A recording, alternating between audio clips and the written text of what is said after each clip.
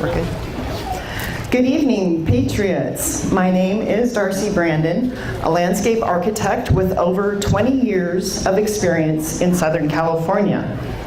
And I'd like to thank the Tri-City Tea Party for inviting me tonight to speak on Agenda 21. Growing up, I loved connect the dots. And as I grew older, they became more complex. And through the years, having to connect more and more dots from more and more agencies and regulations, I began to wonder, where is all of this coming from? And in my search, the answer became clear. UN Agenda 21 is impacting each of our lives in different ways.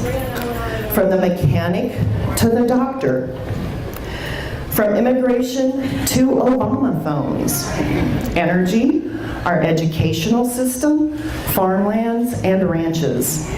As a landscape architect, I experienced Agenda 21 through the implementation of environmental regulations pertaining to open space easements, endangered species, wetlands, storm drainage, and zoning regulations. These regulations became crystal clear in 2009 when working on this project. Due to a series of unforeseen events, the project was put on hold just as the pool was about to be gunite or poured the concrete. The city issued a stop work order citing open space, endangered species concerns. You see, this property adjoined a protected open space easement with some of that protected habitat on their property. The city demanded the homeowner provide a biological report, promise not to work during gnatcatcher breeding season, even though none were documented in the report. And they had to sign over an open space easement on their property for the significant native habitat that's pictured in the top picture. And what did the homeowner get in return for this taking? In the words of the city staff member who demanded this, nothing. Of course, the homeowner is still responsible for paying property taxes on land he can no longer use. The cost of the project increased by about $10,000 and was delayed by 1 year. Oh, and about a month after they got the go-ahead to finish their project, the city came out and clear-cut a 20-foot wide path that you see in that bottom picture for a utility easement. Agenda 21, sustainable development. These terms are used interchangeably, and they are the same beast. For environmentalists, the environment is their religion, and they are passionate about their mission to save it. Now, I know it's not politically correct to mix politics and religion, but I don't think this is a politically correct crowd. Am I right? So at this point, I'm going to mix the two. Either you believe in the truth of the Bible, or you do not. Environmentalists follow the false doctrine of humanism or pantheism, which believes that man is his own God. This is essentially pagan earth worship, which believes that man is not created in God's image, but man is a cancer upon the earth. Club of Rome words, not mine. That man is not to have dominion over the earth and all its creatures, but the animals, plants, and rocks on this earth have dominion over man. That you and I are no better or worth more than a rock. With an understanding of this premise behind Agenda 21, that Mother Gaia, earth worship, or humanism is the religion of the environmental movement, we can better grasp the blueprint of Agenda 21. Tonight, I want to share with you how this is being implemented in our communities. You will be given homework, but like Agenda 21, it's not mandated. But what will you do when you have lost your property rights? Will you say, we should have done something? Information will be provided that will make it easy for you to see where and how this is being implemented, and then it's up to you to take action.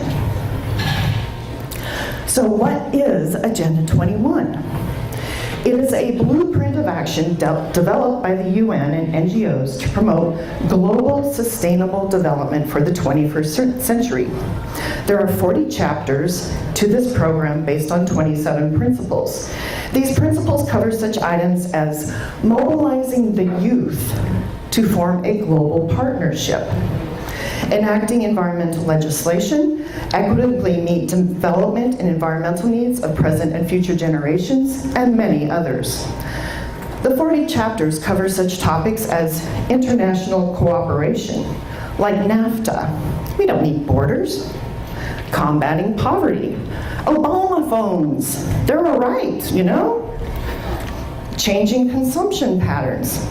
Americans are so materialistic, something needs to be done about them. Protection of the atmosphere. Hey, let's call CO2 a pollutant and cap and trade it. Conservation of biological diversity, the Endangered Species Act, promoting sustainable human settlement development. You can bike to work, no more cars. Or take public transportation, and that single-family house you live in, that's gotta go. Protection of water through regional watershed management, strengthening the role of women, indigenous people, unions, and NGOs, and many more. It was developed over a course of 20-some years through a number of UN summits and conventions, and was ratified at the Rio Earth Summit in 1992. George H.W. Bush signed the Rio Accord, and when Bill Clinton took office, he established the President's Council for Sustainable Development via an executive order, which placed Agenda 21 guidelines into public policy. Congress never authorized implementing Agenda 21, although Nancy Pelosi tried in '93. These soft law policies are being implemented in our communities and states across the country through regulations, policy, and zoning changes. So why is Agenda 21 so disturbing? Sustainable development, smart growth, and saving the environment all sound like really noble goals until you understand the meaning behind these terms. When you boil all the blueprints, programs, and objectives down to the basic elements, what you find is a complete destruction of private property rights, the redistribution of our wealth, not only as private individuals, but as a country, putting the collective above the individual, a reduction in the world's population, and complete control over every aspect of our lives. This is the antithesis of what our founding fathers put forth in the Declaration of Independence and Constitution. They understood the importance of property rights, which includes not just the land you may own, but your thoughts, your physical body, your income, and possessions. The UN definition of sustainable development is meeting today's needs without compromising future generations to meet their own needs. And there are 3 E's of sustainable development. The first is social equity, based on a demand for social justice or redistribution of wealth. Think Occupy Wall Street protesters or illegal immigration. Because you guys, borders are just so unjust. Social justice does not mean equal justice. For social equity to work, individual rights must be abolished for the good of the collective. Just like communism, just like Karl Marx stated, from each according to his abilities, to each according to his needs. Economic prosperity sounds great, except we're talking about Agenda 21 here, so it has a different meaning. Economic prosperity is for the global elites, not us common folks. Public-private partnerships are the economic tool to bring economic prosperity to a select few. Another word for this is pay to play or corporate fascism. Free market principles give way to subsidies, incentives, tax breaks, insider privileges, and backroom deals between government, and business. Free trade means global trade, eliminating national borders. Its effect is to redistribute American manufacturing, wealth, and jobs out of our country to places like China or India, and lock away American natural resources, such as lumber or shale oil. The environment is the third E. Create an environmental crisis like global warming to promote a political agenda. Gorbachev, former Soviet Union president and founder of Green Cross International, stated, "The environmental crisis is the cornerstone for the new world order." The UN currently administers nearly 300 environmental treaties on climate change, endangered species, both plants and animals, wetlands, and UN World Heritage Sites, which include the Grand Canyon, Yosemite, Yellowstone, and even Thomas Jefferson's Monticello and Independence Hall. Question everything you hear about the environment. Private property ownership and control, as well as individual and national sovereignty, are the main targets of Agenda 21, Sustainable Development. And, as Karl Marx stated in his Communist Manifesto, the theory of communists may be summed up in one sentence: abolition of private property. Evidence of sustainable development, smart growth, Agenda 21 can be seen all around us. Here, you see a mixed-use development in Encinitas, just a block away from their main transit station in downtown. The second photo shows a road diet in Darcy Ranch in Carlsbad. The streets are narrow, and there are bump outs into the street to calm traffic and discourage automobiles. They're a hazard. From this quick example of sustainable development, we're going to touch on these other topics: the wildlands map, education, ICLEI, NGOs, PPPs, grants, and regionalism. There are essentially 5 paths being used to transform America from the land of the free to the home of the slaves. Cities are using smart growth, designated human habitat settlements along transit corridors, walkable, bikeable, high-density developments. Smart growth communities have grossly inflated costs on commercial property due to regulatory costs. This slows down business growth and stifles economic activity.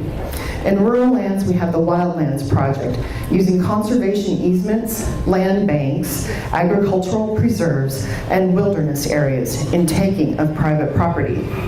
In business, there are the public-private partnerships. These partnerships may be corporations, tax-exempt foundations, select individuals, and collectivist politicians.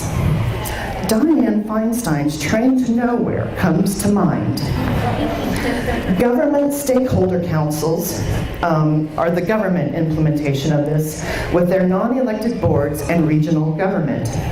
In schools, we have Common Core, tracking, indoctrination, socially engineering programs for global citizens rather than actual education.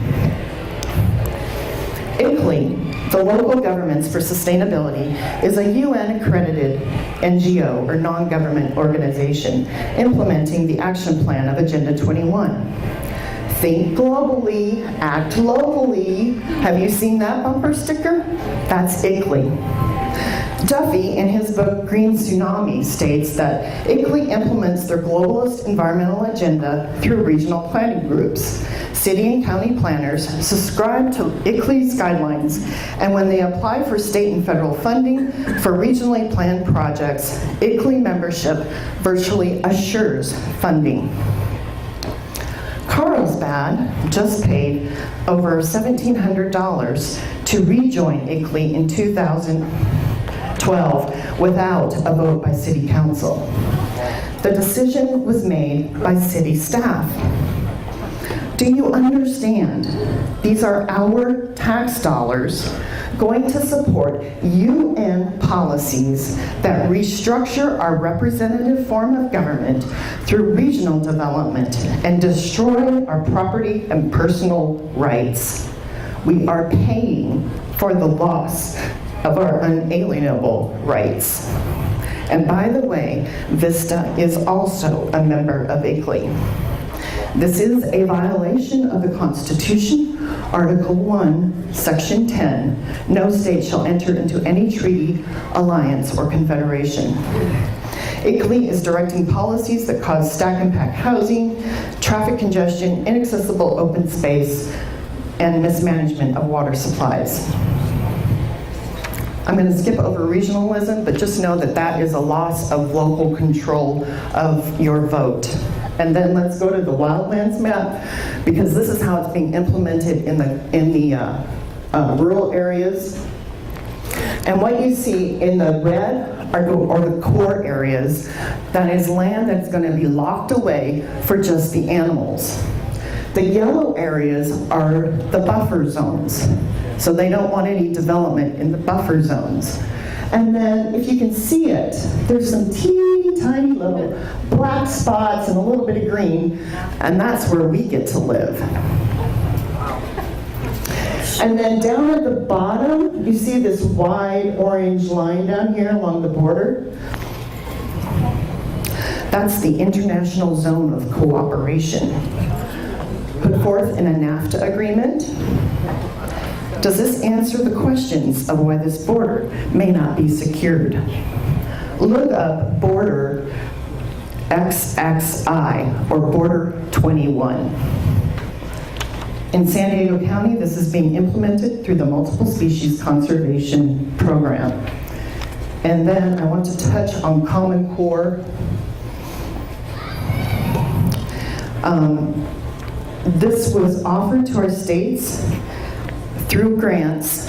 The states took the carrot and signed on to the program without knowing what was in it. This is top-down, dumbing down of our educational system. The standards are below admission requirements for most four-year colleges.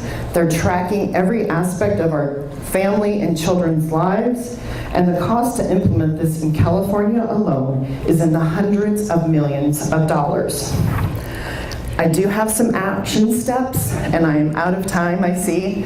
So if you are interested in learning more, please come and talk to me. I'll be hanging out afterwards, and I would love to get you involved with us. Thank you very much.